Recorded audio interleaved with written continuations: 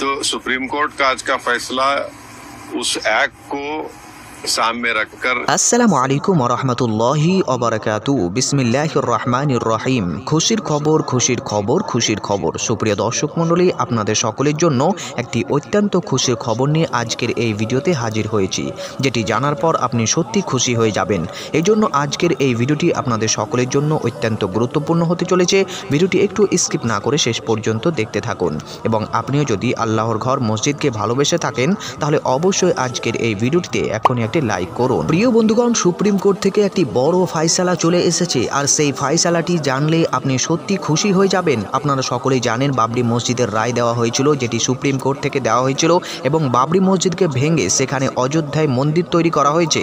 এরপরে নতুনভাবে যখন থেকে হিন্দুত্ববাদীরা এই ফায়সালাটি জিতে নিয়েছে, ঠিক তারপর থেকে নানান ধরনের ষড়যন্ত্র শুরু করে দেয়, আর এরপর থেকে তারা বিভিন্ন ধরনের মসজিদগুলোকে টার্গেট করতে শুরু করে, যেমন ভারতের সাম্ভাল মসজিদ, এবং এরপরে আজমের দরগা, এবং তারপরে আবারও দিল্লির জামে মসজিদকে টার্গেট করা হয়। আর এরকম করতে না করতে না জানি কত মসজিদকে যে তারা টার্গেট করেছে তা আল্লাহ তাআলাই ভালো জানেন, আর যার বিরুদ্ধে তারা সুপ্রিম কোর্টে মামলাও দায়ের করেছে।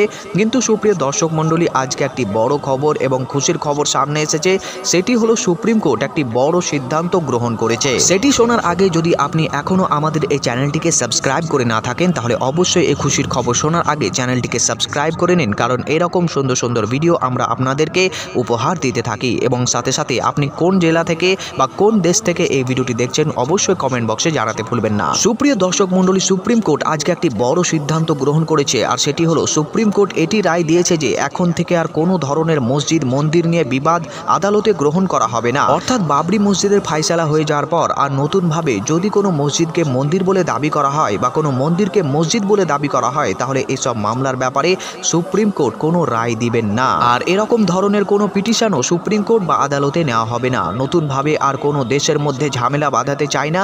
মসজিদ মন্দির নিয়ে অনেক ঝামেলা হয়েছে, আর এই নিয়ে হিন্দু মুসলিমদের মধ্যে বিদ্বেষও সৃষ্টি হয়েছে।